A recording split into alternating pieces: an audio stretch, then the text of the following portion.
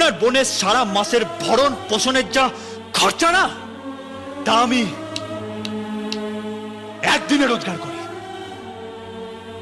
আপনি আমায় বলেছিলেন স্যার, যে বাসের টিকিট কেটে আমি উঠি, তার থেকেও বড় গাড়িতে নাকি আপনার বোন পার্কে হাওয়া খেতে যায়। আজ আমি আপনাকে বলছি স্যার, আপনার 4টে গাড়ি বিক্রি করলেও না আমার একটা গাড়ির হাফ দামও উঠবে না। আপনি আমায় বলেছিলেন স্যার, যে বাড়িতে আমি থাকি তার থেকেও বড় বাড়িতে নাকি আপনার চাকর বাকররা থাকে। আজ আমি আপনাকে বলছি স্যার, আমার বাড়ির রান্নাঘরটাও না আপনার বাড়ির থেকে অনেক বড়। সবই তো আমার পয়সা। লোন নিয়েছিলাম স্যার, লোন নিয়েছিলাম আপনার কামানো এই প্রচুর ব্ল্যাক মানি থেকে লোন নিয়েছিলাম। বাবার তো পয়সা ছিল না, আর হাওয়াই চটি পড়া ছেলেদের ব্যাংক লোন দেয় না। তাই সামান্য একটু বুদ্ধি খরচ করে আপনার কাছ থেকে লোন নিয়েছিলাম। ব্যাংক থেকে লোন নিলে নিজের সব থেকে দামি জিনিসটা বন্ধক রাখতে হতো স্যার।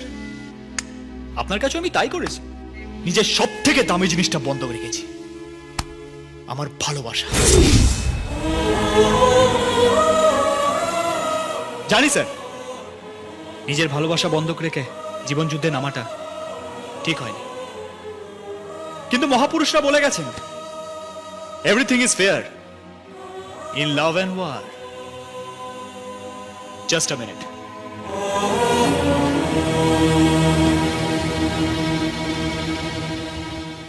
এই নিন স্যার,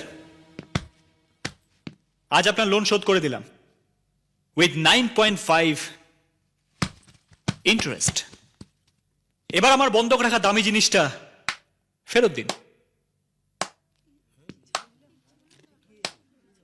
বাহ রে ইডিয়েট, বাহ! তোর মতন ছেলের জন্ম দিয়েছি বলে কতবার নিজের কাছে নিজের লজ্জা পেয়েছি। সমাজে তোকে নিজের ছেলে বলে পরিচয় দিতে গিয়ে কতবার কতজনের কাছে অপমানিত হয়েছি। তোর মা আর আমি ভগবানের কাছে কাঁদতে কাঁদতে বলেছি, আমাদের ছেলেটা কেন এমন হলো। ভুল করেছিলাম বাবা, ভুল করেছি। আজ আমার চেঁচিয়ে বলতে ইচ্ছে করছে, প্রত্যেকটা ঘরে যেন তোর মতো ছেলে জন্মায়, তোর মতো ছেলের জন্ম দিয়ে যেন প্রত্যেকটা বাবা মা বুকের পাটা বুলিয়ে বলতে পারে, হে আমার ছেলে, হে আমার ইডিয়েট ছেলে।